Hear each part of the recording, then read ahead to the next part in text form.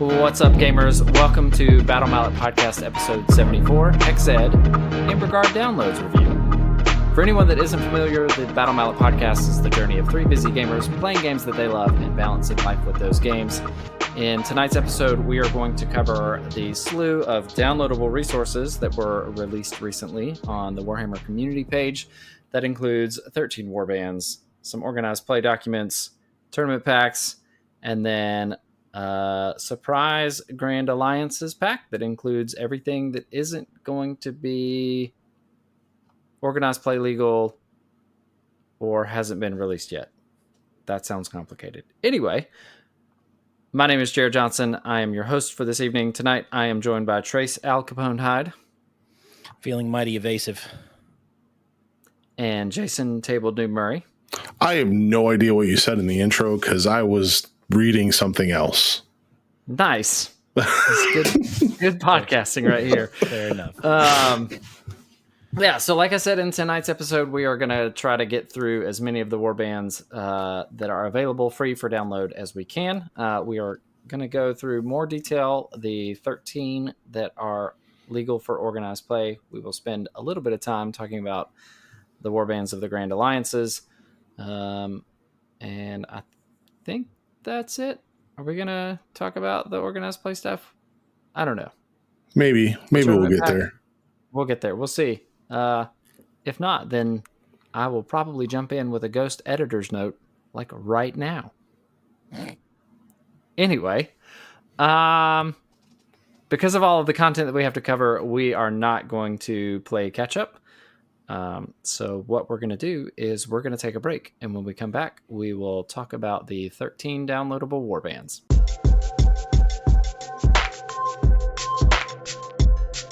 And we're back and ready to talk about some free downloads for our newest edition of Warhammer Underworlds. Super stoked to be able to talk about these free updates to our favorite game. And there's some good ones in there. I have to admit, I'm liking the flavor that's coming through. So some again, of them are hot sauce for sure. Yeah, some of them are hot sauce, mayonnaise, mustard, who knows? All the condiments are right here in this part of the episode.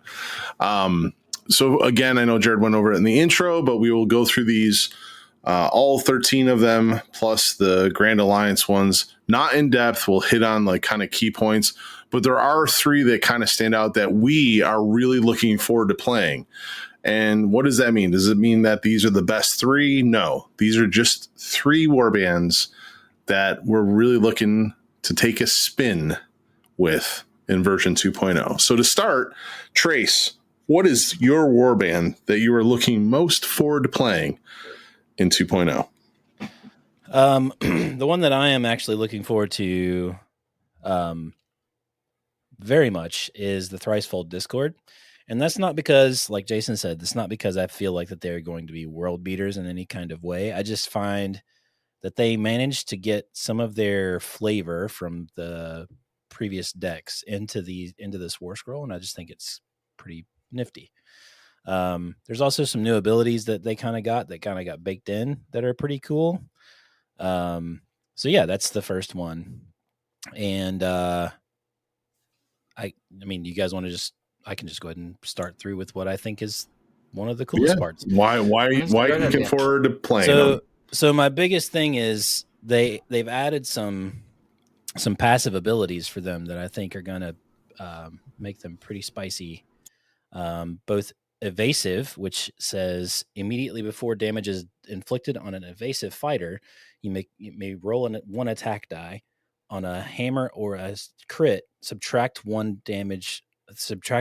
from that damage inflicted. So it basically gives you an opportunity to reduce damage each time you take damage, which for these kind of squishy fighters is a big deal. But they're not as squishy as they used to be, which we will get to in a moment. And then also Indolent, which is just for Vexmore, which is the tubby leader with his spear. Vexmore's weapons have +1 attack dice and Grievous if that fighter has no move or charge tokens. What are the things that we talk about the most on this podcast that we think are very powerful? Unicorns? Yes, those. But now I guess we'll just call it Grievous, right? The +1 damage upgrade was always a big deal for us. That's not what I'm talking about. He's talking about the pushes. There you go. Now you're cooking. Okay. So you're just going to push Vexmore around as much as you can and not actually move him and get a +1 dice and Grievous on all of his attacks, which is super sweet. I like it. Especially since he retained his 2 range. And on his inspired side, he actually gets to 2 hammers too. So he's pretty good. So the call out on invasive is it's just for the other 2. Correct. For Vashtis and yep. So the 2 lithe members of the team, they actually get some nice built-in resilience, and they're both 4 wounds now, which is sweet. Yeah, that's nice. Yeah, so those are the 2 big passive things that I thought was cool. And then also Lashavir's passive ability that he gets, he, she, they, them get, is immediate. It's called Wicked Slice. Immediately after an attack action or attack made by this fighter, pick an enemy fighter that is not vulnerable within 2 hexes of that fighter. Inflict 1 damage to that enemy fighter. So you're getting some spillover damage from Lashavir, which is super cool. And then we'll just move on through all the different War Scroll abilities since we're just going to do that. Eldritch Enmity, which is once per game, you can use this ability in a power step. Instead of playing a card, pick 2 friendly fighters, push each fighter up to 1 hex. After each push, both fighters must be further from one another.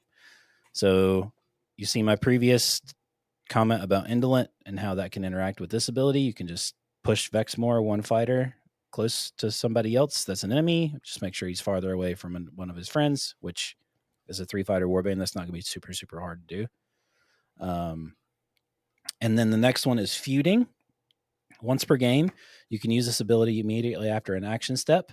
Pick 1 inspired fighter and 1 uninspired friendly fighter.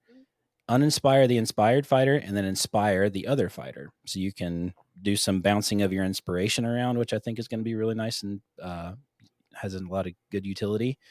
And then the last one is Vile Temptations.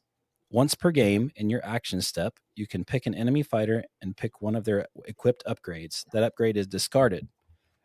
Then equip that fighter with an upgrade from your hand whose cost is equal to or less than the discarded upgrade. So this is a free Great Strength or a free Great Fortitude. That's how I'm looking at it anyway. Yeah, but it's on. You're going to do it to an enemy fighter. Correct. You take it off of them. Like you take a 2 glory upgrade off of them, right? Oh, yeah, and then you equip your own Great Strength or own Great Fortitude. It's 0 cost.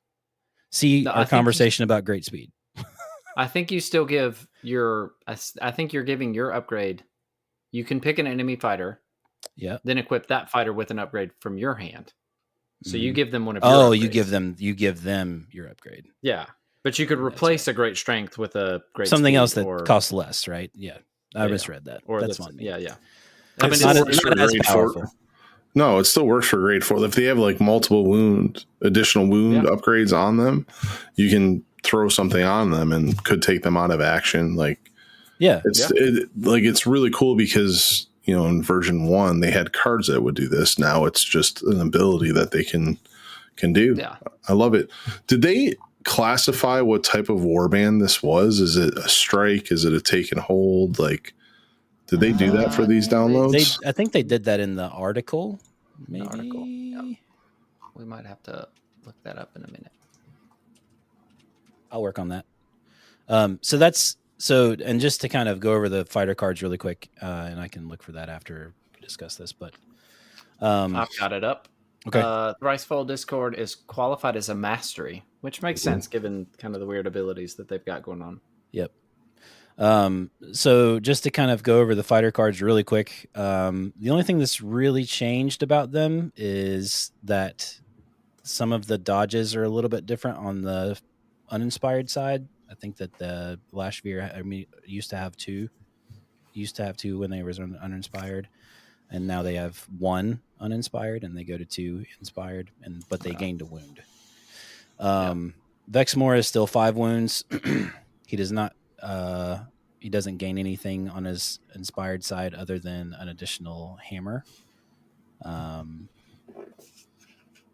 then I think that the only other difference for that's it for them. The only thing that's different for Vashtis is that she goes to range 2 and gains a dodge. She still flies though, so there's the fly rune mark on there. Yeah. So I mean, what's cool is that I think the evasive ones, especially uninspired, are going to be easier to hit because they're on a single dodge, but they have that evasive roll. So there's a good chance that they're going to be reducing a 3 damage swing. But there's a 50, it's 50-50. Half the time they're going to reduce the damage by 1. That's right. I think this warband is going to be more survivable than their initial characteristics would ally. And then just at the onset, they look like good fighters. Yeah. I mean, they've got solid stats across the board. Yep. Like at least 4 wounds for all 3 of them is in line with most 3 fighter warbands, which is awesome.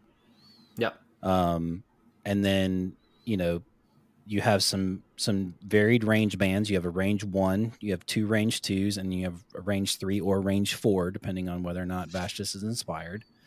So you have ways to manipulate different parts of the board. You can get in people's faces and stuff like that. So like, there's just all kinds of, I just think I understand why they labeled them a mastery warband, because there's a lot of different utility pieces that you have to put into place and use leverage for those. But I'm excited to use them. Plus, I really like the way that I painted them. So fair enough. That's one of the reasons why I'm excited to use them, because I thought that they were one of my better painted warbands from the previous edition. So,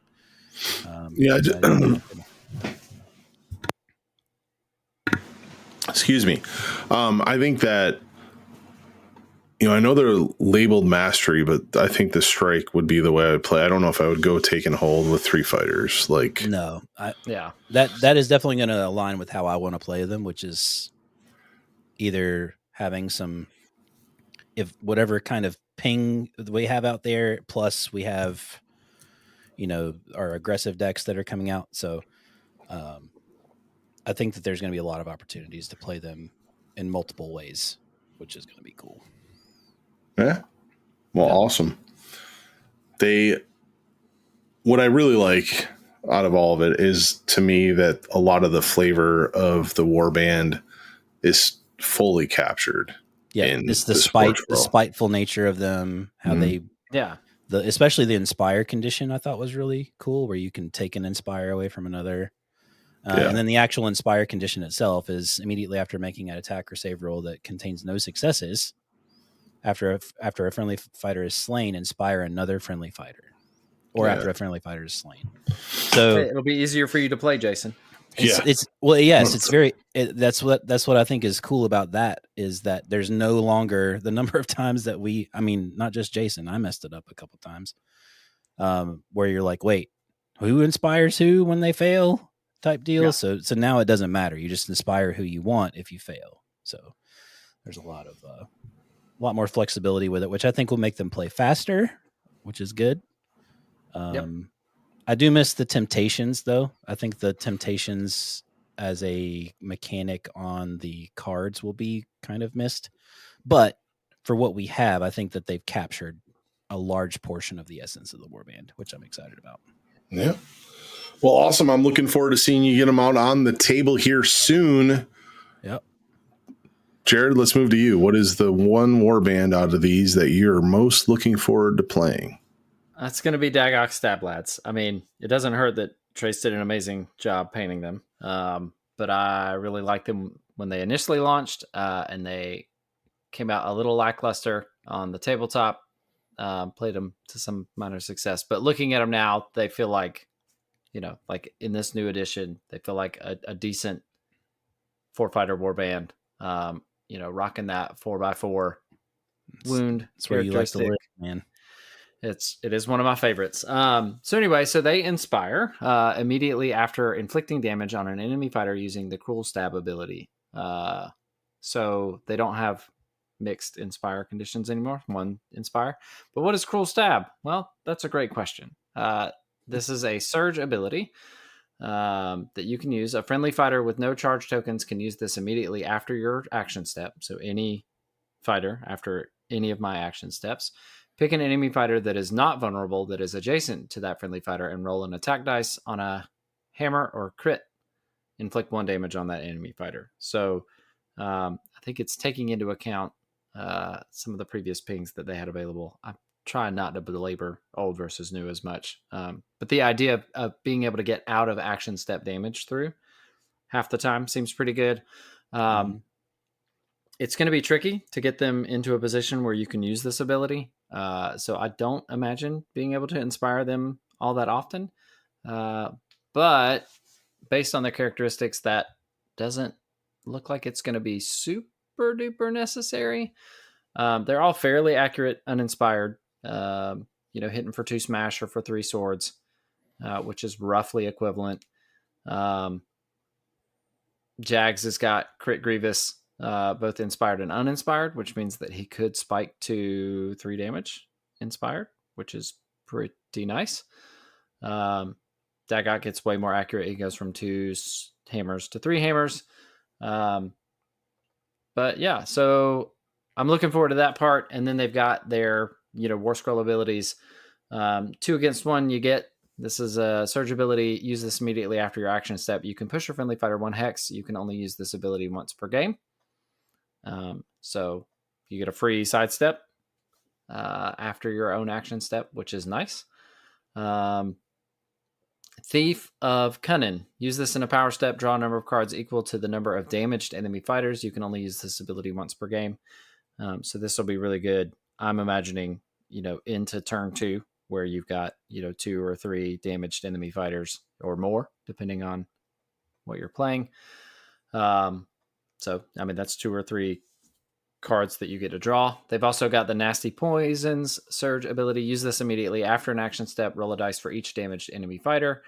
On a roll of a crit, inflict 1 damage on that fighter. You can only use this ability once per game. And the caveat that this ability does not have, that we have seen on other abilities of its kind, where you get to do damage outside of an action step, is this does not have the restricted to non-vulnerable fighters restriction. So still on a crit, though. It's on a crit. So it's a 1 in 6 chance. So and you can only do it on damaged enemy fighters. So still an opportunity for free damage, which is never bad. It is. Yep. And then they've got this Scheme and Gets ability. This is spicy. Rule. Yeah. So instead of playing a ploy in your opponent's power step, so in the power step leading to your turn, you can discard ploys to use the abilities below. The number of ploys you discard determines which abilities apply in the next turn. The effects are cumulative, and the effect of each ability lasts until the end of your next turn. So if you discard 1 ploy, you get +1 move. If you discard 2, enemy fighters are flanked, so increasing the accuracy there. If you discard 3, then friendly fighters' weapons have +1 attack dice. So you get to move further, better innate accuracy, and then even better innate accuracy because you've added dice to that. And then I'm just flipping through this. You could play this after your opponent's last power step, and then you could get that.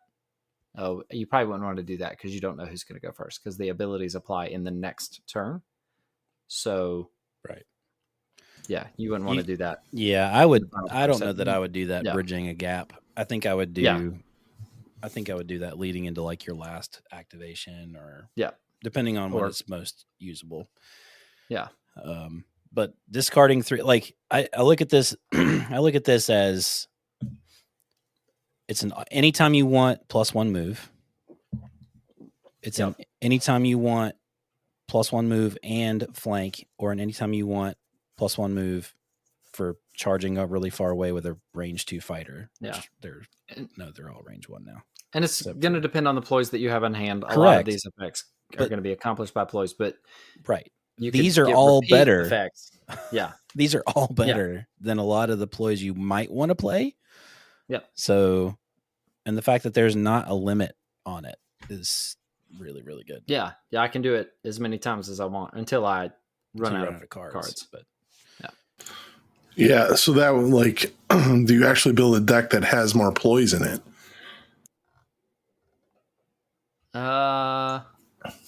So that's a conversation I think that we need to have at some point anyway, about with all of the card draw, about the size of a deck. do we start running 22, 24 card decks again? But anyway, we can talk about that one. We can I think talk if about you're that one running building a stab lads, deck. though, I think if you're running stab lads, though, like I don't see any problem with running 24, 25, 26 cards. Yeah, with between 0 cost upgrades and card draw and stuff. I don't know if I would go 26, but I might go 22 to 24, like just because you could put the zero move, like the zeros in there. Yeah. Because I mean, if you think about it this way, right? Like you put a 0 move upgrade on a fighter, and then you discard a ploy that's in your hand that you're like, I don't really care. Now you're +2 move.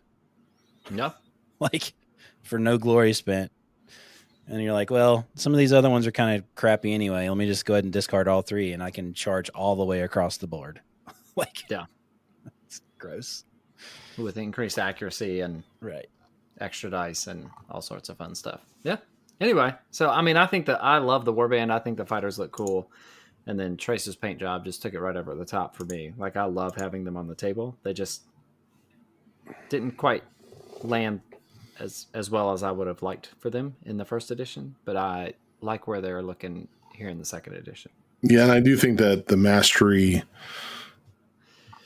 classification for them is the right one. Like, you're going to have to definitely leverage ploys and positioning to get the most out of them. Well, and the fact that we're having a conversation about do you put more cards in your deck just because of this, like, indicates that they're definitely a mastery. Yep. Yeah. Well, that they fall outside of the stand on stuff to be successful, and the or just hit stuff to be successful, attack stuff to be successful category. It requires some finesse to get them to do either of those things, which is awesome. Yep. Well, then that leads me to mine, which shocker, shocking. I am also picking a Mastery Warband, and I am excited to play Brethren of the Bolt. And the main reason is because I have yet to put Brethren of the Bolt on the table. And when version 2.0 was announced, I was like, oh, well, I have a painted warband that I'll never see the light of day. But here it is. And I think they're going to be really solid because this warband starts out inspired, which is the first time we've seen that in version 2. And because they are inspired, a lot of them start with 2 damage. So I really like them. Oh, wait, all of them start with 2 damage. Yeah. So some really cool things here is they continue this whole inspire, uninspire as they attack, or inspire if they're attacked through. So the inspire, each friendly fighter starts the game inspired immediately after an attack action step in which a friendly fighter was a conducting fighter, inspire that fighter. And then the uninspire immediately after a friendly fighter's successful attack, uninspire that. Oh my goodness, uninspire that friendly fighter. So if they hit, the charge is gone, they uninspire, and if you shoot through them, you can re-inspire them. So Holy Capacitor. Subtract 1 from the distance between a friendly attack and their target for each friendly fighter between the attacker and the target those friendly fighters are conducting. So if I have range 1 and then I go through 2 friendly hexes, I add those so that attack actually becomes range 3, and I can hit somebody over there. But the cool thing is you're subtracting distance. So all the upgrades that say range 1, range 2, or a melee upgrade still apply to these attacks. Mwahaha. Yeah, it doesn't say +1. Yeah, it's subtracting the distance. And then they also have a surge ability, this fulminating hymn. Pick one of the following abilities at the start of the combat phase. While there are 2 or more friendly fighters, each fighter can use that ability. There's a charge aura. Friendly fighters cannot be flanked. Reckless Abandon. Each time a friendly fighter would be given a charge token, you can inflict 1 damage on that fighter instead of giving them a charge token. That's spicy. Yeah. Double charging. I'm taking damage, but I could double charge. And then Faithful Dynamos. Friendly fighters' weapons have a stagger. And that actually is one of my favorite ones. Because once I become uninspired, I could really use that stagger. Yeah. Getting those rerolls when you're uninspired is going to be nice. And then they have some one-use abilities. Crackling Burst. Use this in a power step. Pick a friendly fighter. That fighter moves. You can only use this ability once per game. Setting up additional supports or the Holy Capacitor. Very, very powerful movement there. Heavenly Charge. Use this immediately after your actions step. Pick a friendly fighter. Uninspire that fighter. Then inflict 1 damage to an adjacent enemy fighter. You can only use this ability once per game. Ping damage for free. Yeah. And blocked. Again, no restriction, right? It doesn't have the vulnerable restriction. And then I'd have no Coruscating. Yeah, there you go. That Coruscating Revival. Use this immediately after action step. Pick a friendly fighter that was conducting during that step. Heal that fighter. You can only use this ability once per game, so you can heal somebody a single damage if they are conducting. So a lot of tools in the toolbox with this warband. And they hit pretty well. Again, once they're uninspired, it's really falls to Galvik, who can still kind of swing and do damage. But everybody else, when they are inspired, hits really well. Whether that's 3 swords, 2 hammers, 3 hammers. Again, most of them are ranged 1, but the leader has a range 3, and Arcus has a range 2. So a lot of cool stuff. I like that Paterphilius is 5 wounds, 5 health. And only 2 glory. Yeah. Yeah. But bounty. He's bounty, that's right. He's a dude on another dude. He is a dude on another dude, so it's a 3 and a 2, which it adds up. Yep. Yeah, it adds up to the other ones. That math's mathin'. That math is mathin'. Yep, I like it. Well, cool. This was my runner-up, Jason. This one and the other were the 2. I liked playing this warband in the previous edition. They're a fun warband to play. I'm excited for you to get them on the table. Yeah, I am ecstatic that I got free downloads that can allow me to use these going into version 2.0. But Dishu. So those are the 3 warbands that we're most excited to get on the tabletop in the new edition. From there, we'll just kind of go down the line and talk about the other revamped warbands. All of these warbands were recently released over the last year or so. So it is nice that we have rules to use the minis. And we're going to start with one that I'm not very happy with. Are you ready? I know who this is. Zendire's Gravebreakers. Oh, so sad.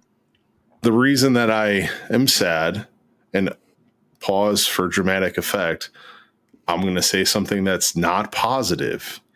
I just think that out of all the warbands that we've seen new rules for, this is the one that lost the most to me, and I loved this warband in version 1. So yeah. I can relate with other people that are out there going the War Scroll cards or this change.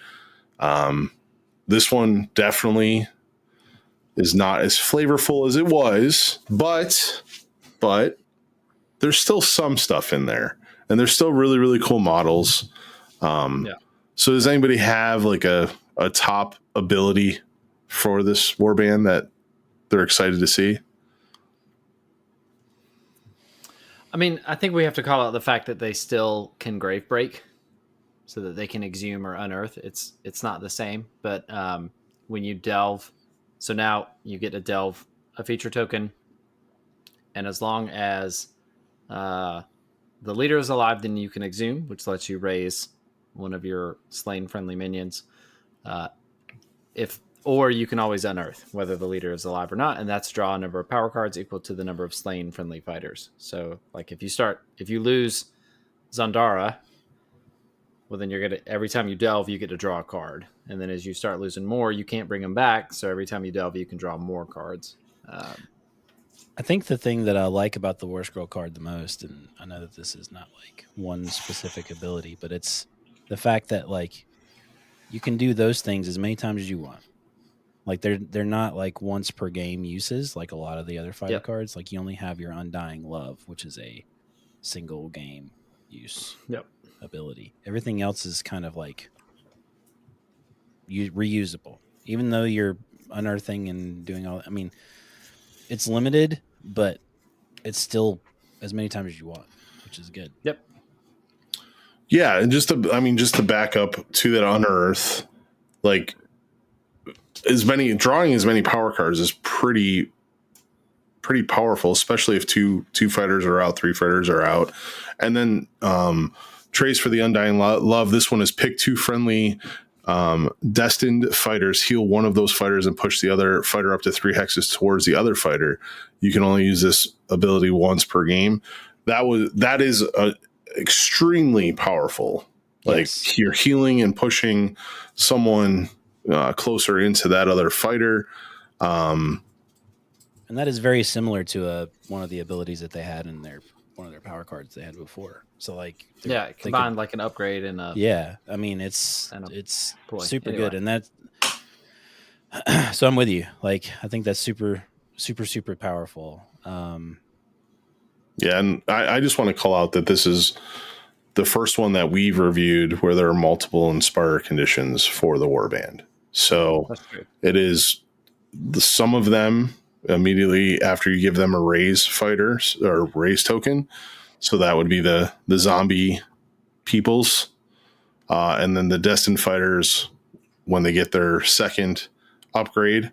And remember, getting upgrades is a lot easier now because some cost 0. So again, there's still some flavor in the Warband. This is the first one that I've seen shifted away.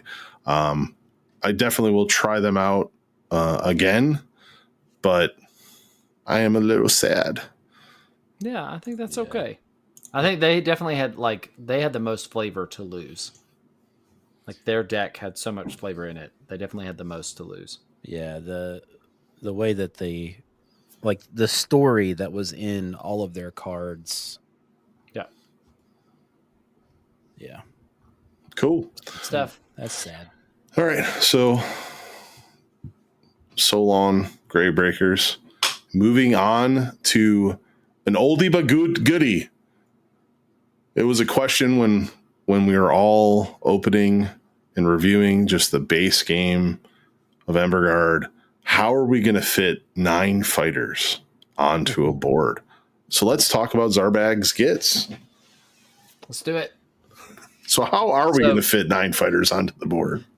Well, that's a great question. So there's a Squig Herder. So immediately after deploying a friendly Drizzt, who is the Squig Herder, you must place a friendly Gobbleduck and Bonecracker each in an empty hex that is not a starting hex and has no feature tokens in it adjacent to that fighter. So you could place them in no one's territory. Is it possible to place them in enemy territory? Yes. Yep. So if you go with Seal or Sundial, there is one starting and you go 5s. There is one starting hex that is adjacent to both neutral and enemy territory. So you could put a Squig in enemy territory. Sweet. Oh, if you do the other one, yeah, you can do that as well. You do the other side, you can do it as well. That's pretty cool. So that is cool. My other question is, why would you do that? I wouldn't. Don't do that. Anyway, we've answered the question how we get 9 fighters onto the board. It's very similar to maybe previous editions. We just have a War Scroll card now. But what happens when you have 9 fighters and every warband is limited to 7 glory. These squigs and goblins, they're barely worth it. So after the 7th friendly fighter is slain, friendly fighters have a bounty characteristic of 0. I think that's a cool touch to keep it all. Yeah, there. I like that. I like that just because it doesn't devalue any one fighter, right? So like you're not doing things like Tick Tick or whatever where he's 0 bounty or whatever. Yeah. Like you still get glory for taking out the squigs, you still get glory for taking out the archers. And it's a nice elegant something that doesn't happen all that often. Which is a nice, elegant answer to the problem. Yep. Yeah. Okay. That's good. And the other thing that I like is their Inspire, because that was always a touchy one as well. Like, was it 3 glory, 4 glory? So this is immediately after your total glory points are equal to or greater than the number of friendly fighters on the battlefield. Inspire each friendly fighter. So if I'm not killing you, you better get 9 glory. That's right. But if I have scored no glory and you kill 7 of my fighters, you best believe those last 2 fighters are going to be inspired. Better watch out. Oh no, it's the number. No, it's the number of fighters. So just kidding. No, number of fighters. I thought it was the bounty. I thought it was tied to the bounty. Dang it. Bounty. All right. Yeah. Glory points are equal to or greater than the number of the friendly fighters on the battlefield. You still got to score. It's not tied to the bounty. Dang it. Yeah. Man, that was going to be awesome, but I misread it.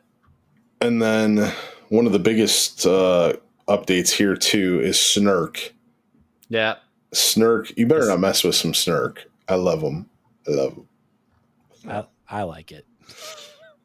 Well, it's way more digestible than his old ability. Like, he's a regular fighter. He does great damage. Yeah.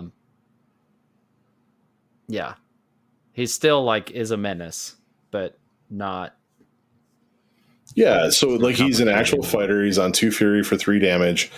If and when you get him inspired, he's 3 fury. Oh, fury. Jeez. Old habits die hard. 3 swords on 3 damage. But then he. And 3 dodge. 3 dodges. Yeah, the 3 dodges. It's pretty nice. It's not as great as it once was, but it is still very, very good. I am sure some folks have some big feelings about this, but let me just be clear.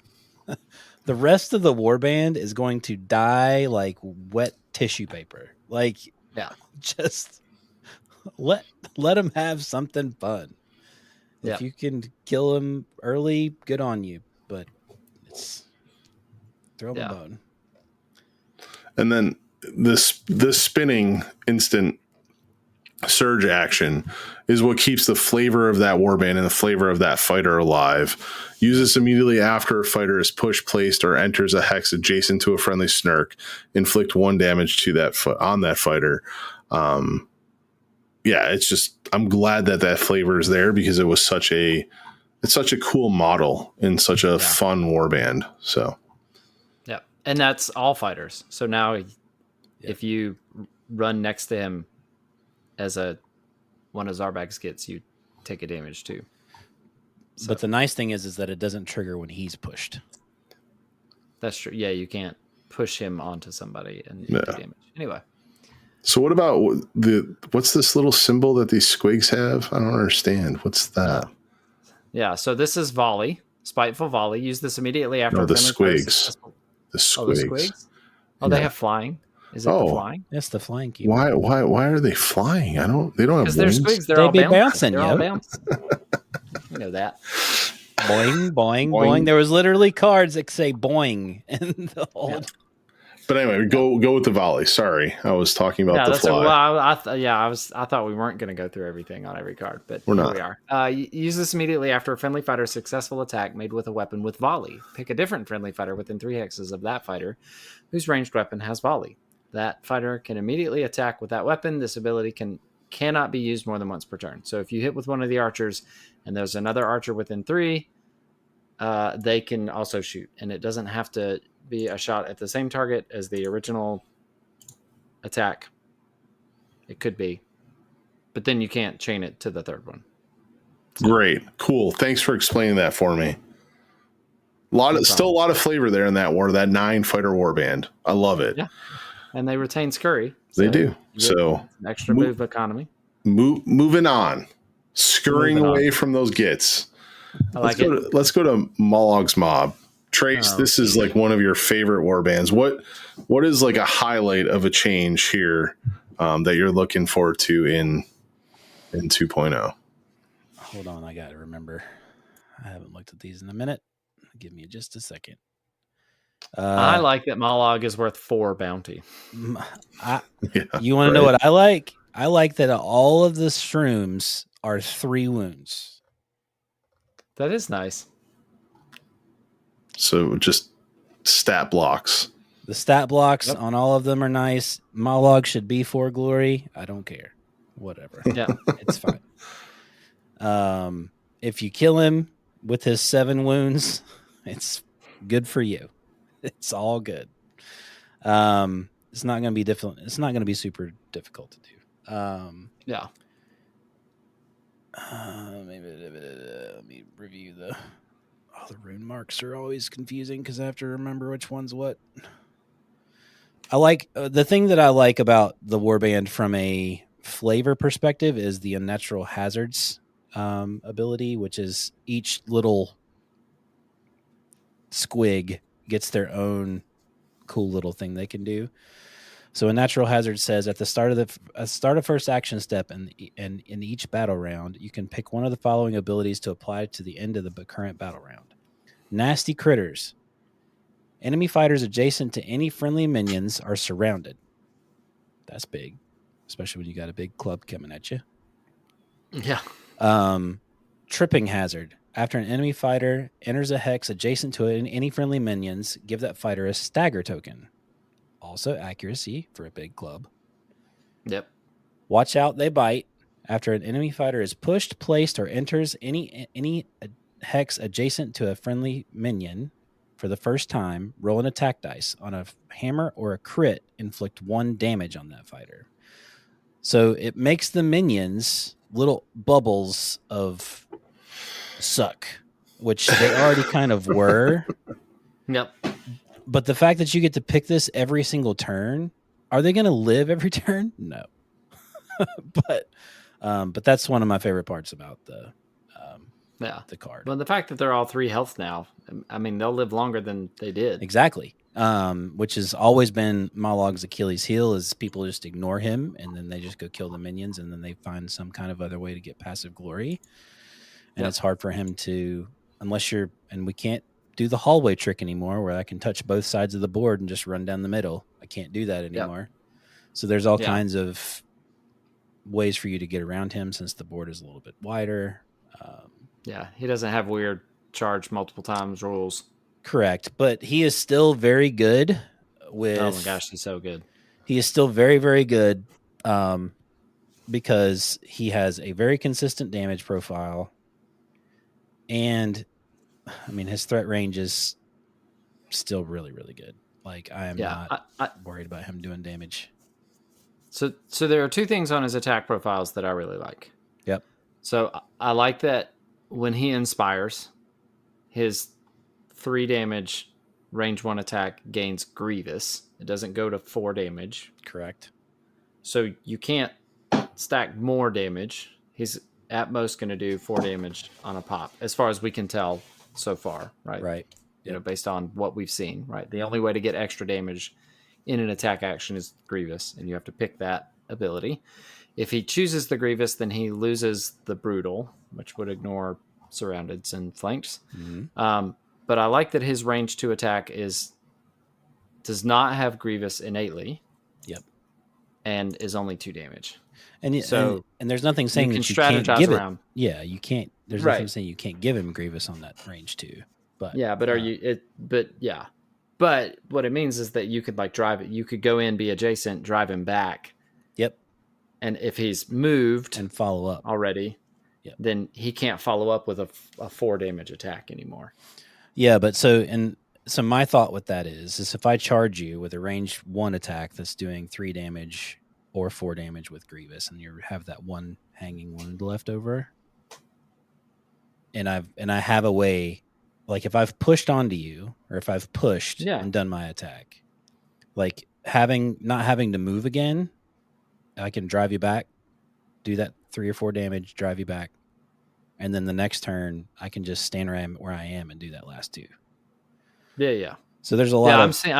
I'm thinking the other way though, that if you've moved already and I can come in and I can drive you back. Correct. You don't get to swing back for at 4 4 damage. Right. Yep. Which is, I think, a much better experience. I agree. Yeah, I agree. So I do have a question about the Stalagwig, though. Sure. Yep. So, because he's always lurking, so when you deploy a friendly lurker, you can place that fighter in an empty hex that doesn't contain a feature token and is not a starting hex in enemy territory. Okay? But this fighter cannot be removed from the battlefield unless it is slain, pushed, or moves. So if I drive this Stalagwig back, does he go away? So I think that the commas here are important, and Okay. I think it reads thusly. This fighter cannot be removed from the battlefield unless it is slain, comma, pushed, or moves. Oh, does he have a move characteristic? He does not. He does not. But- Okay. but Yeah. Cannot be removed from the battlefield unless it is slain. Pushed. I think that's a typo. But what the thing that you can I think he cannot be pushed. I think he cannot be moved, and he cannot be removed from the battlefield unless it is slain. I think that's a typo. I don't think he can be pushed out. I don't know, because that cannot be removed from the battlefield unless it is slain, pushed, or moves. I think. I'm also going by the way that he used to work. Well, we can't live in that space. So there's nothing to say. Like I mean, I'm with you, Jason. I wonder if because there's nothing on him that says that he can't be pushed. Like that does not say that. It could say that, but it doesn't. As it's written right now, it does not say that. Cannot be removed from the battlefield unless it is slain, pushed, or moved. Slain, or pushed, or moves. So to me, that reads you play confusion and he dies. You can't. No. I don't think you can play confusion on him. Yeah. It doesn't say that he is slain if he is moved, if he is removed. I don't think you can play confusion on him. I think you could push him, and I think you could give him great speed, and now he's a move 1. Right.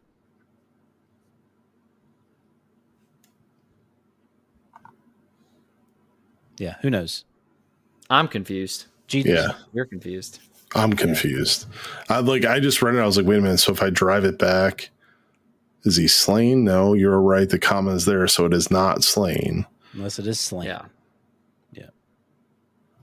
Comma, pushed, or moves. So he can move if he gets if you give him plus great 1 move speed or whatever. upgrades, or you play a ploy that gives him extra move. His great speed of 1. Yeah, that's right. It's moving. I mean, I kind of like it though. It's whatever. We just need to. That needs except to be his little clarified. tendrils, and that just needs to be clarified to where it's a little cleaner to understand. Probably. I don't know. No, I think it's the old words getting confused with the new words.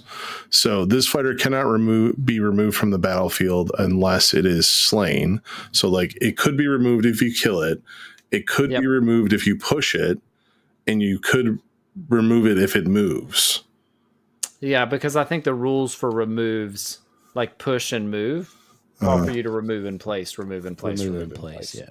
Yeah, I got it now. Yeah, move is enter. Yeah, but there are cards like whatever hidden path style cards where you move in place. But you couldn't use hidden paths on him because you cannot remove him because that's not a push unless he moves outside of these criteria. But hidden paths is not a move; it is a remove and drop. Yeah. But if there was a card that says move and go here, right? Yeah. And a straight push will work on them because you're not removing them. Yep. So I got it. Cool. You can sidestep the slide squig now. Spicy. All right. All right, who's next? Pushing ahead to the Sepulchral Guard. Nice. Jared, any spicy hotness here? Yeah. So, Arise, pick your leader to use this ability if they have no charge tokens. Okay. Pick up to 2 slain friendly fighters, raise those fighters, and place them on different empty starting hexes in your territory and inflict 1 damage on those fighters. So, you can pull up 2 at a time. However, everybody but the Sepulchral Warden is now 2 health. So by inflicting 1 damage, you've now put any of these raised fighters on 1 health. But raised fighters are worth 0 bounty. So it's cool that you can bring 2 back at once. And their inspired condition is raised, so yeah. I'm not wild about them being vulnerable when they come back, but I mean, and then but you're not losing anything. You can't get farmed anymore, so it's not as big of a loss, right? It doesn't. Yeah. You feel less bad about it. Like they got the glory for it the first time, whatever. It doesn't matter now. Yep. And now you get to kind of leverage the weight of pulling up a bunch of valueless fighters to just do whatever. Yeah. Yeah, and everything else on the War Scroll are just basically cards that were in their deck. I mean, I'm definitely looking forward to getting them out there and giving them a spin. They're gonna play, I think, a little bit differently than they had in the past. But yeah, I agree. They're a take and hold warband, and I'm excited to try them out. All right, on to Farce Riders, something that we all know and love. They still shoot. Yeah, right. Yeah. You mean Emberwatch 1.0? 1.0, yeah. Immediately, so their inspired condition is immediately after friendly fighters, a second attack in the same phase, and a different weapon was picked for those attacks. Inspire that fighter. So we've seen that before. With no upgrades, you just got to shoot and slice and dice. Yep. Anything else that stands out for you? 5 wounds each. So they are 5 wounds each. They all go to. Oh no, they both. Yeah, so they're 1 shield. Yep. On the Inspire side. So this Vanguard ability is kind of cool. So use this immediately after an inspired, vulnerable, friendly fighter in enemy territory used a core ability. So they got to be vulnerable, so it's niche. But uninspire and heal that fighter for the rest of the battle round. This fighter cannot be healed or inspired. So you wouldn't be able to do it multiple times, but it might be like a last-ditch effort, keep them alive, like keep them from being pinged one last time. Or pick an enemy fighter within 3 hexes of this fighter and roll a number of attack dice equal to the battle round. On a roll of a hammer or a crit, inflict 1 damage on that fighter. So you could also fish for a last-minute ping. And if it's the 3rd battle round, the chances of you rolling a hammer or a crit on 3 dice are pretty good. It's not 100%, but it's pretty good. I just want to call attention to, like, the fact that they're really mobile. Like, there's a lot of really good stuff on their War Scroll that allows them to be very mobile. So a lot of times these are things that Jared used to do all the time. Like, make a fighter move again, or push a bunch of fighters all at one time, like Rangers Advance or whatever. Like, that these are just now always in your hand. Like, you can always use them. Whereas before, you had to have that card in hand for it to be valuable. Now it's just the Ranger Elite, for example. Use this immediately after your action step. Push a friendly fighter a number of hexes equal to the battle round. Those pushes must end in enemy territory. This can only be used once per game. So, like, you can sit on this till the end of the game, and you have Conquest in your hand. Like, boom, done. Like, and it's push each, Yeah, all of So them. you get all of them. Yeah. Yeah, super good. Yeah. And if you start in enemy territory, that's still fine, as long as the push ends in enemy territory. That's right. You can go backwards. It's just a lot of fun move utility that makes them a lot more mobile out of the box than they were before. Cool. Nice. I'm just going to play the new one. I'm just going to play the Embergard. That leads us to another Stormcast redo, which is the Iron Soul Condemners. All right. Bring me the I have to say, I might have to get mine painted, since my favorite warband that inspires on crits is not organized play legal anymore. I might actually have to paint up my Iron Souls Condemners so that I have a warband that inspires on crits. Sorry for you. Yeah, it's okay. It's if only I had lots of options of warbands to choose from here in the second edition. They may cycle in next time. They talked about the warbands there's a getting chance their own. Come back, but I mean, we'll see. We'll see. Yeah. So they inspire on crits. That's why you want to bring these guys out. Well, and also it's produce. I mean, we had a lot of fun with them when they were originally released. They, were not quite like anything else. They were not good, but they were fun. That's fair. There were some builds that were decent with them. But yeah. So they have a new warband-wide ability, Bulwark Against the Dark. Friendly fighters with no move and or charge tokens cannot be driven back. So if you come in and swing on them, I guess you're going to take a hit back without me moving. So. Well, and let's also talk about the fact that this makes them a very good flex hold, because you can use pushes to get them onto objectives and then just sit there. Yep. Yeah, but I mean, a lot to be seen, right? So we don't have any reps in with them yet, and very few reps in 2.0. But 3 fighters still scares me, even though all these guys are at 5 wounds. Now, if you do get lucky enough to get them inspired, 2 of them, Iron Soul and Taven, go to 2 shields, which is really good in the new edition. And the fact that you don't get driven back if you have no move or charge tokens. And they're hella accurate too. Jeez. Yeah, but they only all have 1 attack. They feel very vanilla to me, with only three things on their war scroll. So I'm glad they're here. I'm glad people can use their models with this free PDF, but I don't know. You can paint them up. I'm probably not bringing mine out. So. I probably won't paint them up. There's too much stuff. I mean, the Jaws of Itzel are coming sometime, and lizards. All right, on to Skinnerkin, because I really enjoyed them at the end of the version 1. How do they cut it in version 2? I see you. Ooh, nice. So I think, it's a lot of the same. We've got some noble chefs that are trying to serve a feast for their king, and, on the hunt, slicing off the choicest cuts of meat.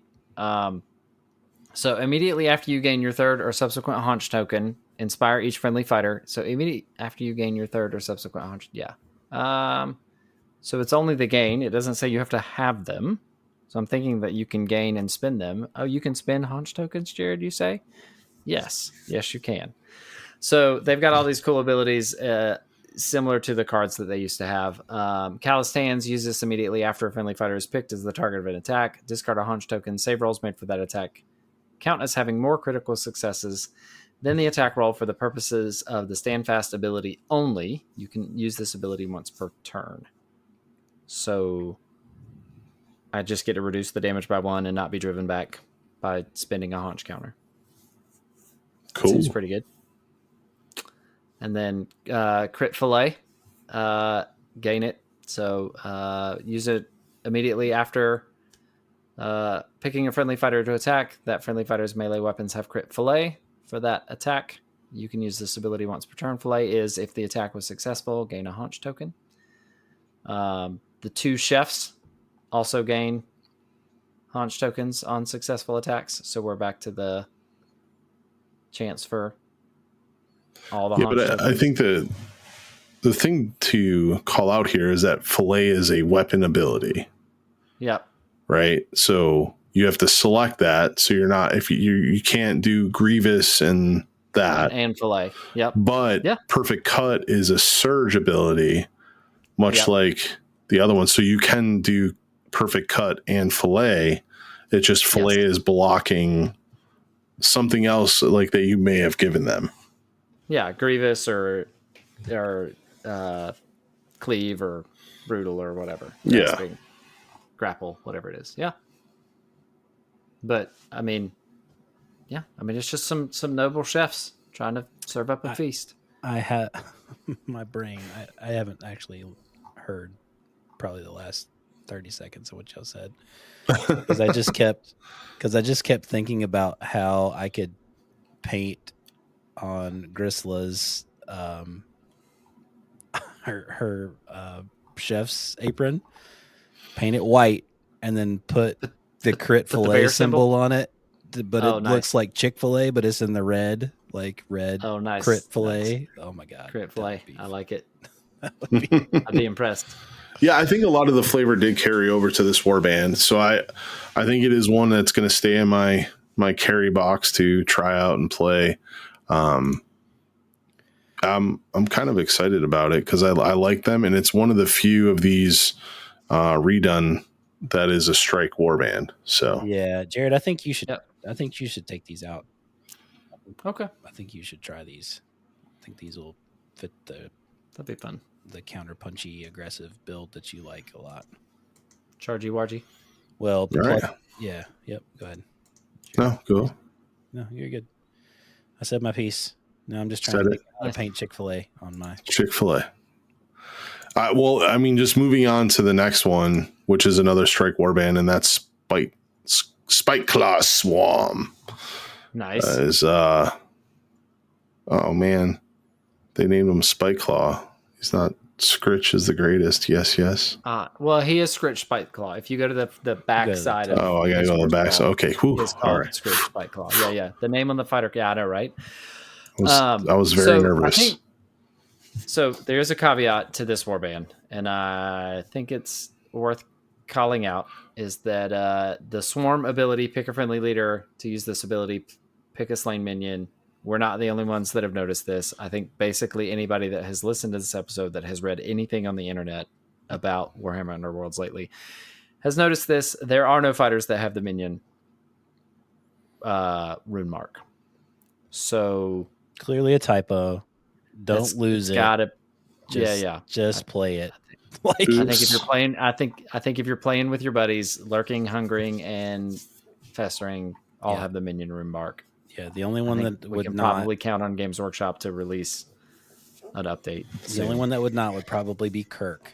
So Kirk should not have everybody else. I would agree. Just play them like they have it. And we're only saying this because of the way that they played in the previous edition. Yeah. That common sense would say that those three should have minion rune marks, specifically with the swarm.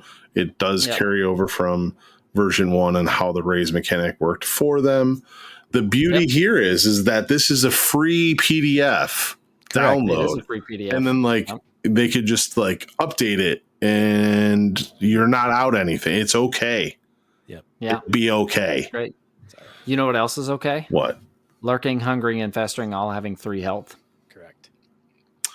Yeah, it does seem that in version 2.0 we're getting more health, huh?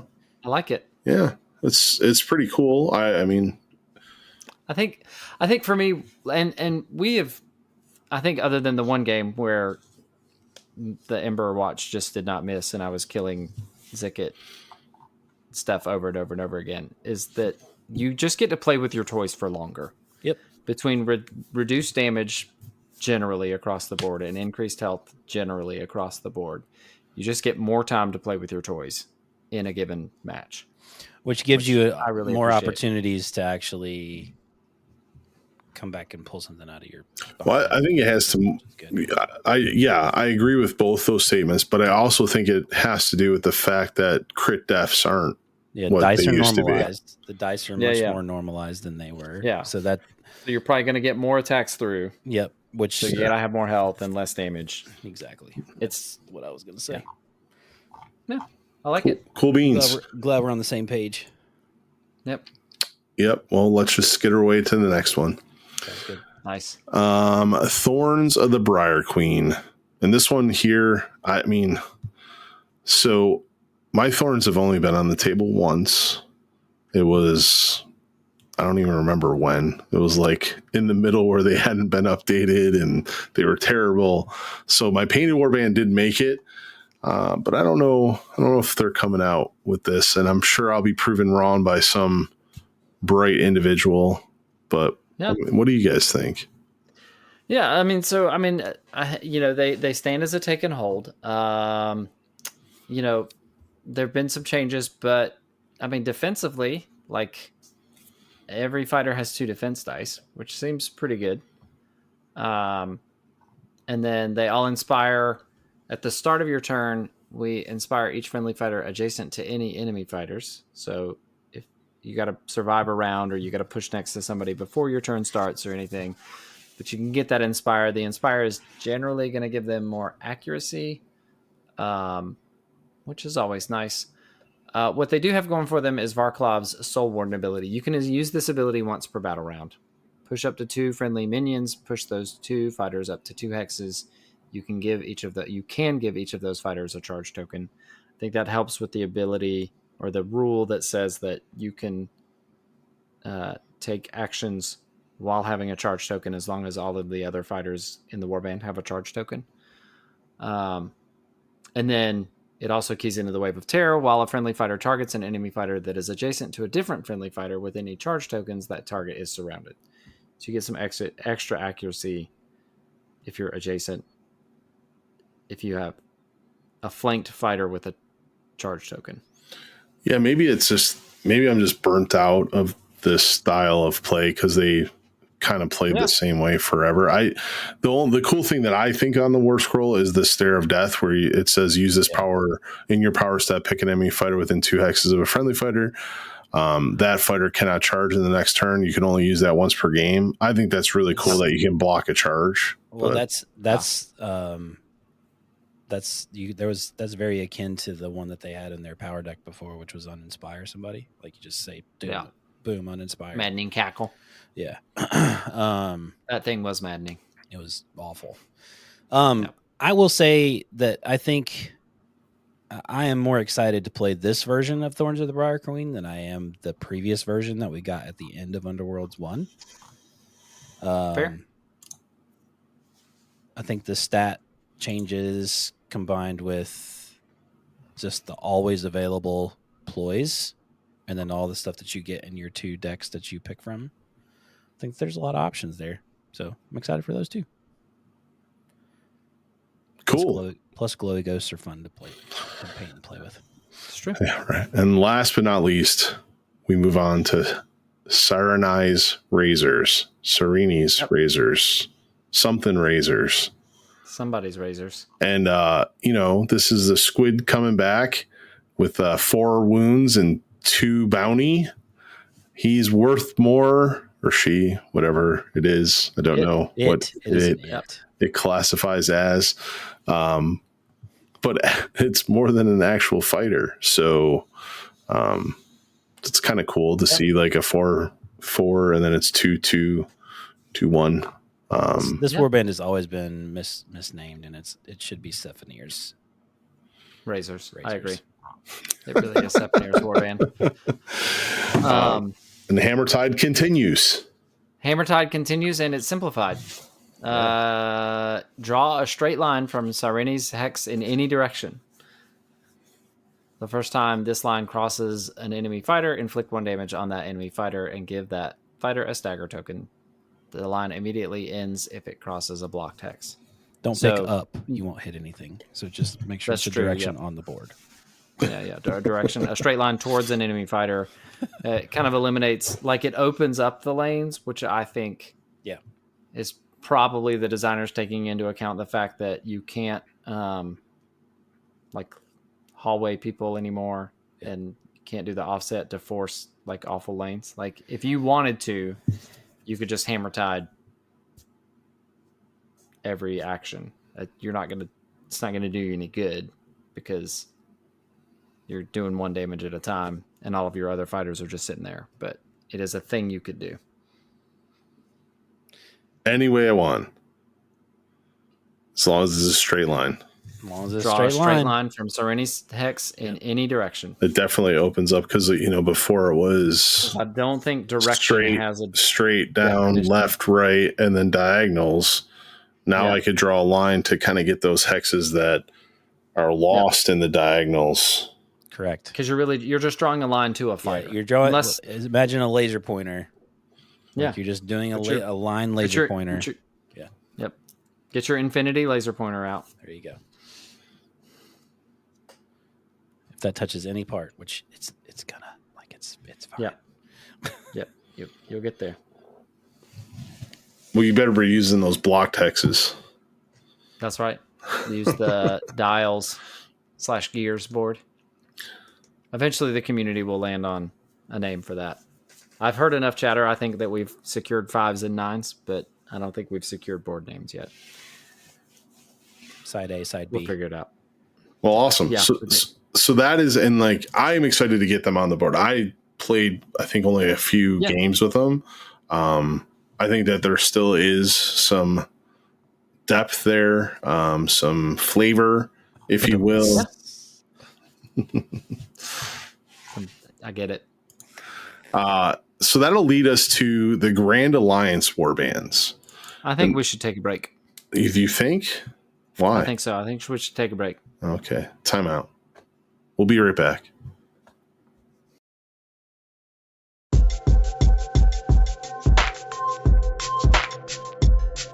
And we're back, and it is time to talk about these free Grand Alliance War Scrolls and Warbands that we were given. So we're going to keep it light. I think Jason and I are each going to pick our favorite War Scroll. And then we'll just talk about a handful of the Warbands that we're excited to see. Notably missing are the 16 as of yet unreleased Warbands. But this gives you the opportunity to basically play with anything in your collection. Yeah, and that, bam, hit the nail on the head right there.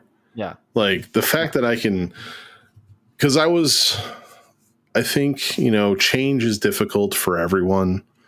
And when things were first announced, I was a little bit salty that, I have 58 warbands that are all painted. And the real rub for me that was my choice is most of them are commission painted. So there's a lot of money sitting in my cabinet that I love and I treasure. But I was going to be a little sad if I could not utilize those models in Underworlds because I don't play a lot of the other games. So the fact that there is even something that allows me to utilize them is fantastic. And what's even better is it's just free. Here it is. And I have to keep telling myself that it's okay that all that other stuff is gone. We're in a new game. It is a new game with a war scroll, and there is enough flavor in these war scrolls to play one of those factions. May it be the best? May it be the most optimized? No. And will it, definitely bring all of that flavor through that used to be? No, but it is okay. And I can still take whatever warband that I want from my collection and go have some fun with my friends. And our group responded a little differently, right?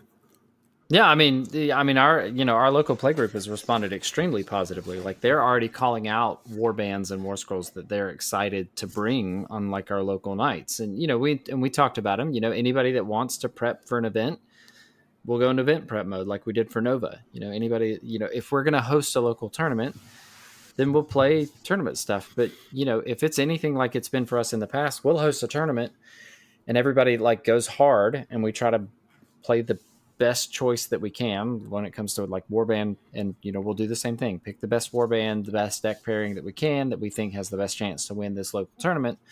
But the next week we're all bringing out the jank again because we just enjoy hanging out and playing this game together, and I think that is a thing that can really be focused on.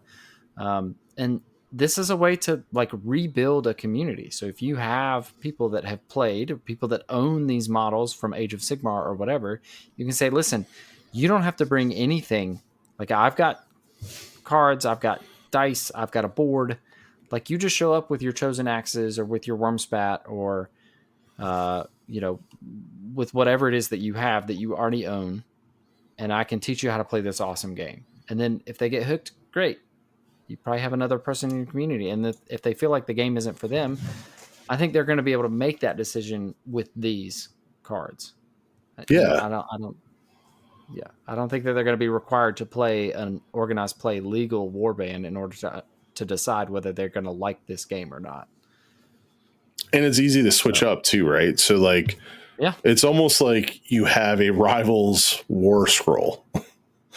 Yeah. It's like, here, anything in this thing, you don't even have to change your war scroll. It's there. You know those rules. You can play a different deck or try different characters. It just like, yeah, it's not meant for us playing in the large tournaments. It's meant just to have the stuff. And I couldn't be more thankful for it. And I'm excited. I'm excited for Grand Alliance Order Crusaders. Yeah? Yeah. What about Grand Alliance Order Crusaders has you excited, Jason? Because I really want to use the Defender. I want to use this power in my power step, pick a friendly fighter holding a treasure token until the end of the turn. That fighter's save characteristic is 3 dodges. It can only be used once per game, but I just I don't know. I envision like some really small character, like just going 3 dodges. Like, it'd just be fun for me. Like, what the hell is what is the name of the kitty? The kitty with the wild hunt. Legane. Yep. 3 dodges. Done. And then if for whatever reason you need him on that treasure token and they get through your defense, then you can just pop Reclaimed Ground.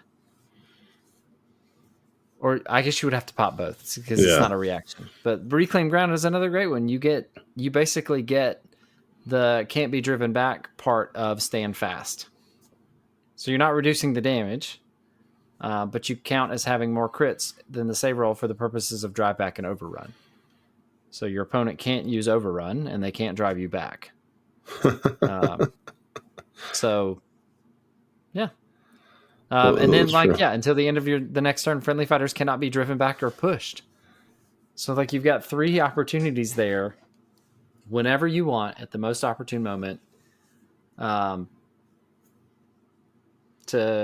stay on the treasure token. And then the Pioneers, like when immediately after a friendly fighter finishes a move within 1 hex of a treasure token, you can push that fighter 1 hex. That push must end on a treasure. Like you get a free duelist or duelist speed or whatever it is. Yeah. Like, I mean, that's fun. It's fun. It's fun, and it's not going to work for every single one of these warbands. Like the Blade Coven, Aaron and I they're going to struggle with this one. Like they are, right? But yeah, because you got to hold treasure tokens in enemy territory to inspire.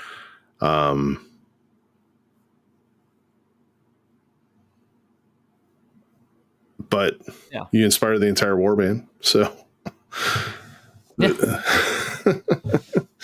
I really want to play. It's been a long time since I had chosen axes. So I just want to play my chosen axes again. It's one of the warbands that I've painted myself. That's right. They're fun. They've been on the back burner for a long time. They start at move 3. It's better than they used to. Right? Didn't they start at move 2? Yeah, they were 2 before. Yeah. And they still had it like... Fuel Grimnir doesn't go to 5 wounds anymore, 5 health, but I mean, he's whacking for... Hitting for 3. Hammers for 3 damage when he's inspired. He's still hitting for 3 right out the gate, so... Yeah. I like it.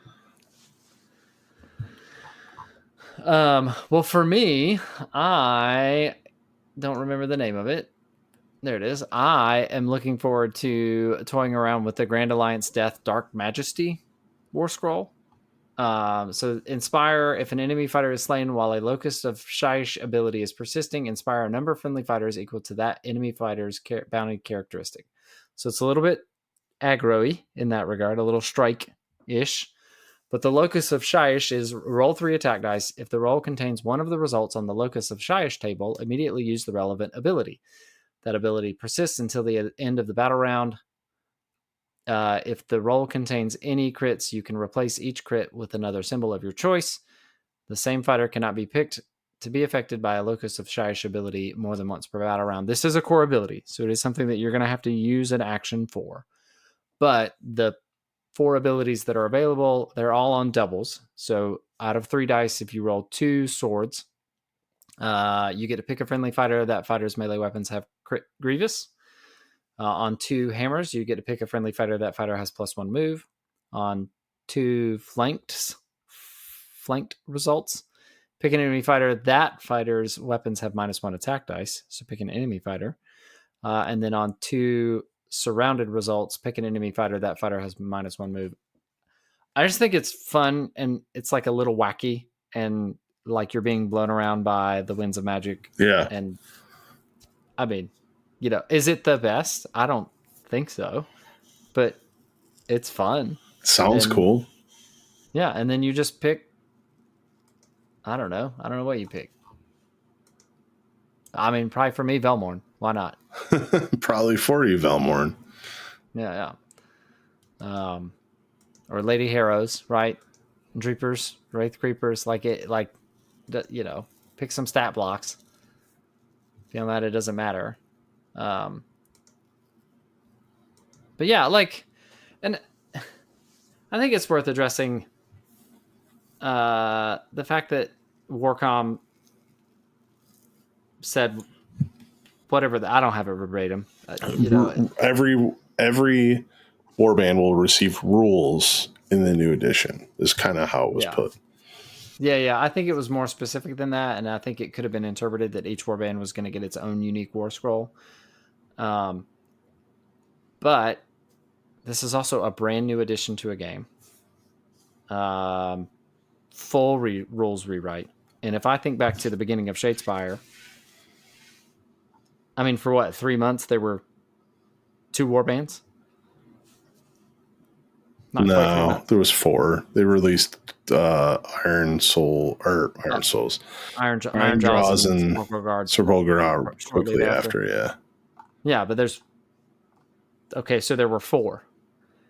And for organized play, as of today, release day, you have 15 warbands that you can play for organized play.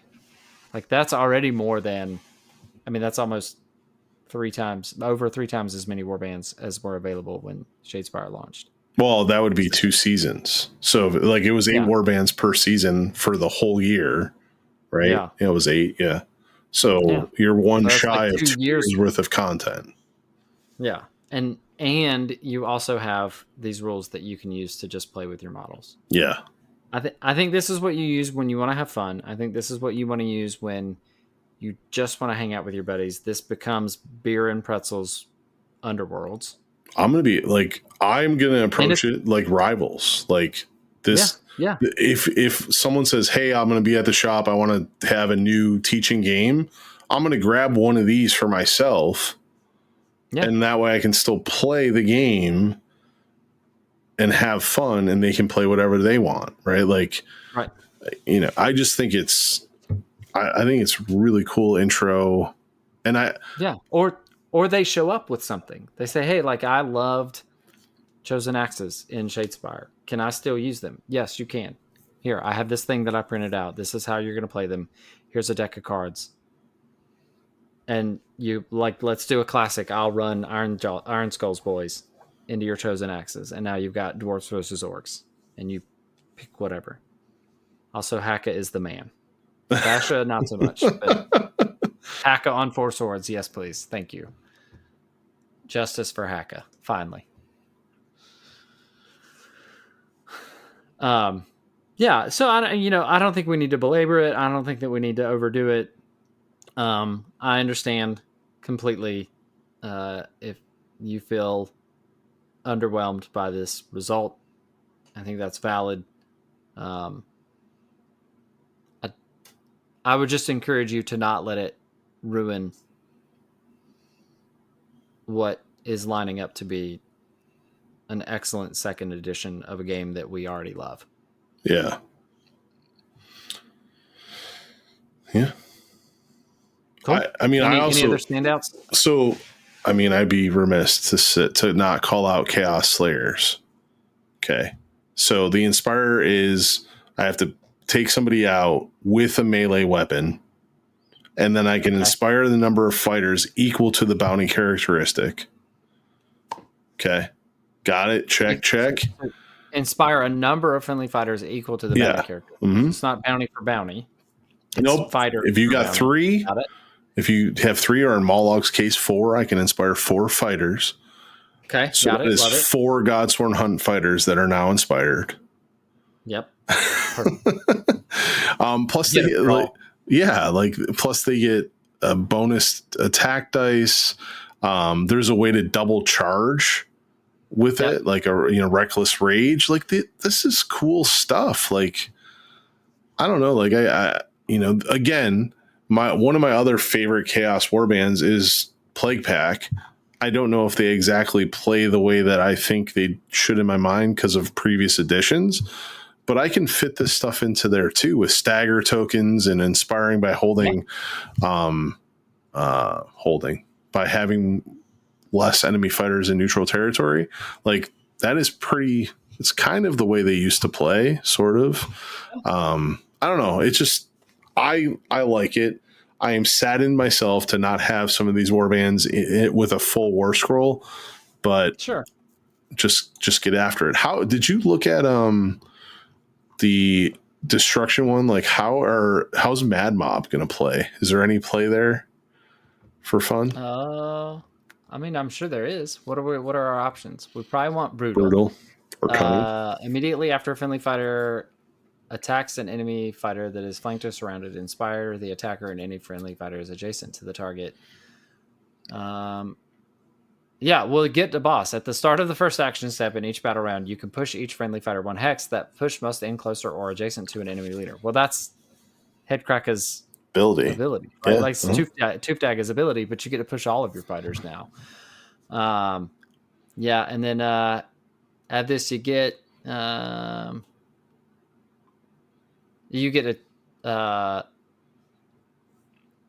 use this immediately after an enemy fighter has charged. Pick a friendly fighter adjacent to that enemy fighter. That friendly fighter can attack, but that attack must target the enemy fighter that charged. So as long as you don't get driven back on the charge, you can immediately make an out of action step attack against an opponent. Like that's having a good time, right? Yeah. Wasn't that the card for Iron Skull's boys? So I think it was. Out of attack. +1 dice. Yeah. I think it's there. Headcracker's stats are there. Wallop just gains straight Grievous, so he's not tied to the number of wounds anymore.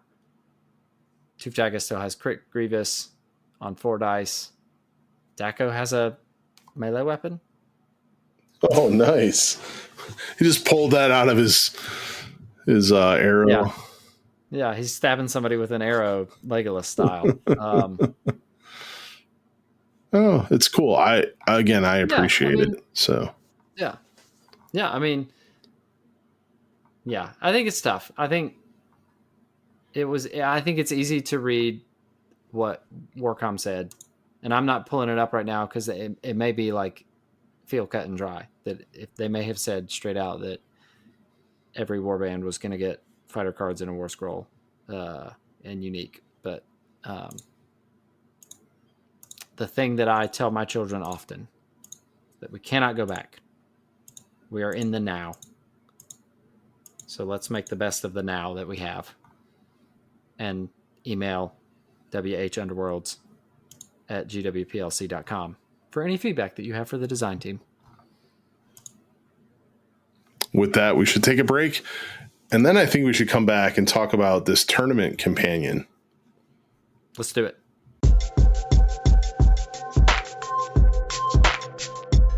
And we're back for our last segment of this show. And it's just to talk about a quick document that came out with all these downloads, the Warhammer Underworlds Tournament Companion. And I don't think we'll really go through in depth every single section that's here, but I just want to say, one, thank you.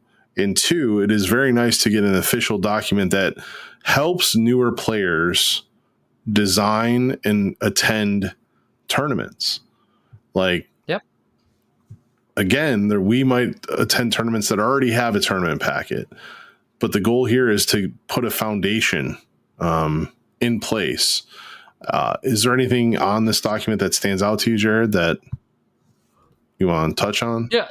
Well, so one of the things that they did here that wasn't done in the previous organized play pack is that they have written rules for conceding. So this is the GW delivered rules. So they do call out that conceding goes against the spirit in which Warhammer Underworlds is played.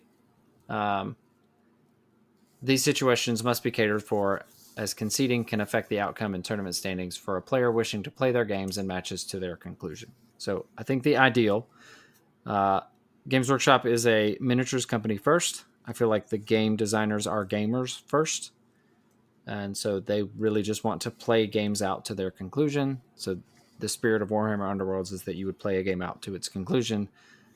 They do concede, wordplay fully intended, that sometimes that isn't the best case. You know, if you're in a best of 3 and time is tight, like it was at Nova last year, sometimes the concession is what makes sense to try to get the match to its natural conclusion. But they have rules in there for what to do. So if a player wishes to concede, both players raise their hand to call a judge. Judge determines the game state, and then the players can discuss the endpoint of the game rather than using the fixed outcomes mentioned below, so that you can decide as players what you want to do, or you can do the following. So, if a player concedes a game, their opponent is declared the winner. Their opponent is awarded all of the glory points they have achieved so far. Their opponent is awarded the total value of the enemy's enemy warband's bounty characteristics, and then that's it. So, you don't get to score extra cards, you don't get to take extra turns. Now, I mean, they do say, that players can discuss the endpoint of the game. So, if they want to walk it through or whatever, they can do that. There's that opportunity. But they've also given rules for what to do if the players can't agree on what to do, which I think it's helpful. I think it's good just to have it written. Even if I disagree with the way they've written it, having it written is better than not. Yeah, no, it's a guideline, right? Yep. Even how you rank players, how you pair players, if you're not using an app, some of that stuff's hard to come up with. Like, where do I even start if I want to be a new tournament organizer? There are some things of note in here that I love the fact that there's a conceding guideline, right? It is pretty cool. The bounty characteristic coming into play as well. But it doesn't call out if we're still playing best of 3.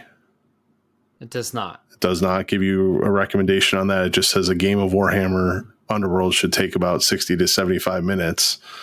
I don't know if I'm playing a best of 3 in 60 to 75 minutes, but no. Yeah, well, I think that's a game. A game of Warhammer Underworld should take approximately 60 to 75 minutes, which leads me to believe that we will see longer round times if the organized play pattern, recommended play pattern, is best of 3.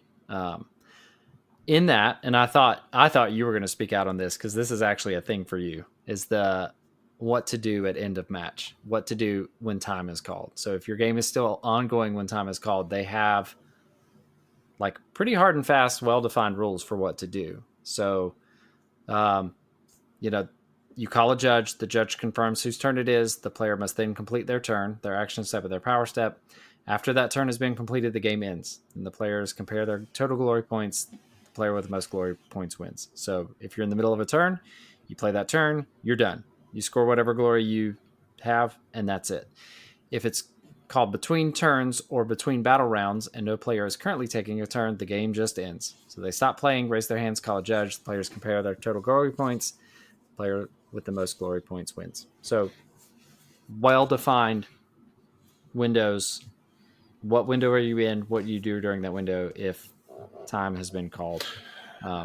Yeah, which is great. And more so, I think that this companion and having something like that defined out is what, if you're going to run a tournament, like you can either copy that verbatim, but make sure that you define that in your end of match process. So it is very clear to the players, whether they read the packet or not, this is what's going to happen. Because there's some of that that I don't like the fact that someone could have 3 activations and someone could have 2 activations. Yeah. But define it. It's there. The other note too, that I'm going to call out now too, is under Tools of War, it says a valid Rivals or Nemesis deck and copies of their deck list for the tournament organizers and opponents to inspect. Are they saying that deck lists are confirmed open information now? Well, it doesn't say when opponents inspect. Oh. But, I mean, there is an argument to be made that this is saying that you play with open deck lists. How do you feel about that? I'm going to be honest with you. I kind of like it. No, I think you don't. Why? I know, right? So I think it makes the game more accessible. I think that it helps me to know that I have played the best game that I can because my opponent is able to play the best game that they can. That I'm not going to win with some janky gotcha. I may actually still win with some janky gotcha, so I'll get there. But that I'm going to win based on my understanding of how the game works, my understanding of how my opponent's warband works, and now my understanding of what I think that their deck list is trying to do. And so I say what I think their deck list is trying to do. Just because I can look at a deck list doesn't mean that I'm going to immediately be able to call out any janky gotchas that are in there. It also doesn't mean that my opponent is going to be able to do that. But it opens up this opportunity for my opponent to play their best game against me and know that I have played against my opponent's best game. And I can't think of a better means of skill expression than beating my opponent when they have played at their best with the most knowledge that they can have. Well, I don't know. I mean, I think because I have 24 hours a day, 7 days a week, and this like massive cranium to jam all this information in, I've studied it. I know it all. I should just win based on the fact I have more time and knowledge than you. And here I just show up to the table and I'm giving you away all my secrets. I don't know, man. I don't know. I mean, go play chess. Wait a minute. There's no hidden information in chess? No. Oh. No, like I mean, unless you create like some new novel opening, I guess, or your mid-game sequence that nobody's ever played before.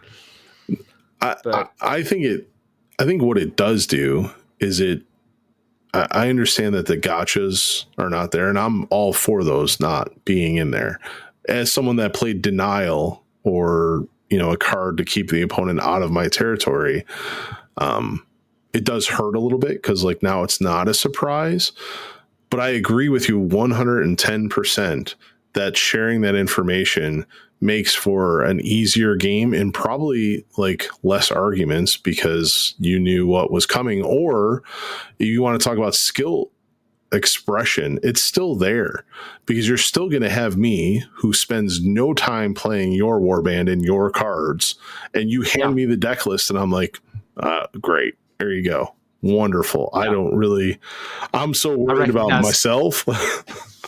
Yeah, exactly. Like just because I show you my deck list doesn't mean that like I'm giving away all of my secrets. because of exactly what you just said. Oh, great. Thanks for this deck list. I recognize 40% of the names of these cards. The other 60%, I have no idea what they do. Great. So now, like, the people that are, like, whose skill expression does come from learning the game and knowing the card library better than their opponents can still do that. Yeah. Like, that's still going to happen. I think it just squishes the playing field, and it lowers the floor for entry into organized tournament play, which is ultimately the goal. And it adds power into, I know it's not called mulligan, but I'm going to call it a mulligan, right? Where the mulligan was open redraw, but the mulligan was open information in previous editions, right? To lay the cards out and you got to see. And that was like really vital information when that happened. You're like, what objectives, what ploys, like, what are you giving away? Okay, this is your play, right? So now I get that up front, and now the game is played with that prior knowledge and not what I know you're not going to have. Like, now you could be digging for anything in that deck. I actually like that skill expression going back into that decision to redraw and not giving you the open information because I've already given it to you in my deck list. Yeah, that's true. I don't know. I think that, again, thank you, GW, for putting out just a guideline, like a companion that allows us to have a standard tournament or kind of gives us rails to work around. Doesn't really say it has to be this way, but just helping us out as tournament organizers and as players to what to expect going into a tournament. And hopefully this allows for there to be more tournaments out there now that 2.0 is in the world. I like it. One more thing. In the organized play formats document, when it talks about boards that you can use in organized play scenarios, the game boards from the following seasons, including alternate art game boards found in organized play packs, can be used in the Rivals/Nemesis format, Warhammer Underworld's Embergard. So organized play packs, I guess, are going to come with alternate art game boards, which is pretty flippin' sweet. Missed that one. That's in the organized play format. Organized play document, yeah. Including ultimate art game boards. Look at that. How exciting is that? I'm stoked. Well, and that's cool. Like, in the little that I have played of Loricana, like the alternate art stuff is sweet. We always used to clamor for the alternate art fighter cards. So that'll be cool. That is the exact same thing. Like, there is no play advantage to having it, except it's going to look cool. It's going to look baller. Yeah. And what is even better too, like, you get one of those boards and then you paint your bases to match that board. Perfect. That's more expression. Also, it gives you an opportunity to get other people into the game because now you have two boards. Oh, look at that. I don't give away stuff, so it's fine. I know, but you have two so you could like host. You yourself could host like three people to play the game. Yeah. And you're the only one that has to own the boards. And actually, if you own one Embergard box and two other Warbands and one alternate art board and extra dice, okay, the list is getting a little long. But like your opponents like don't have to bring anything because their box comes with 4 Rivals decks. Yeah. Yeah, the other thing that this document does say that this is, again, the organized play formats. It refers to it as a season, and to my knowledge, that's the first time that we've heard Embergard referred to as a season. Like in all the other documents or videos or whatnot, they refer to it as just this. This is the version. So maybe we will continue to follow the calendar that is seasons, but. There's just a ton of content. So in reflection on all 3 of our segments here, like, it's a ton of content, to your point. Like, today, as we record this, is day 1 of Embergard, and we have more content than we could ever digest Yeah. Yep. So with that now, let's end this segment and move into the outro.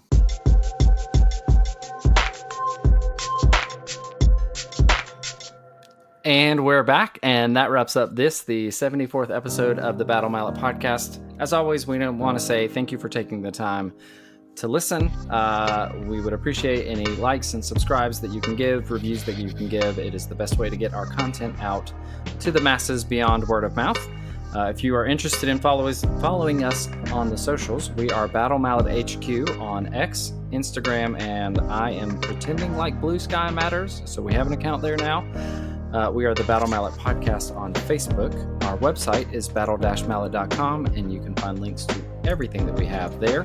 That includes the blog, the podcast, and the Nemesis library, and links to all of our social channels. I think that's really it. Everyone can find Trace at Al Capone. Trace, I'm going to let you spell that because I'm going to mess it up if I do it. It's ALCPWND. Yep, there it is. I always want to add an E in the end, and it's not there. It's pwned. The proper spelling of pwned. Al Capone, which is a great handle, by the way. That's all we've got for tonight. We are three dads who cannot get it together. This is Jared signing out. This is Trey signing out. And I'm Jason Tableman Murray. Finally, get the hell out of here. Peace. Go Bills.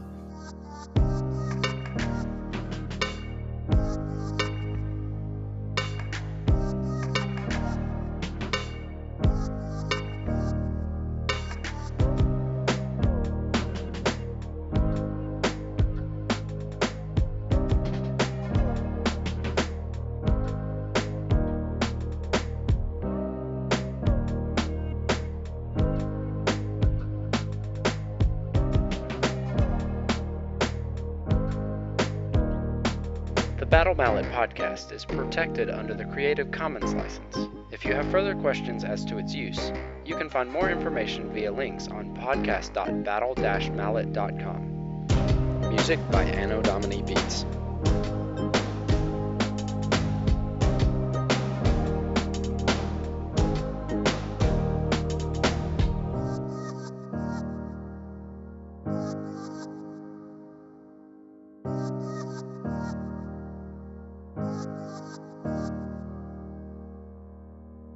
Are we going to play Mustard instead?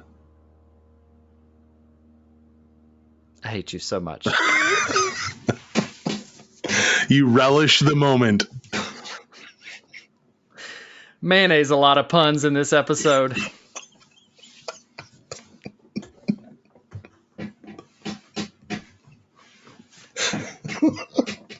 Oh, that was good.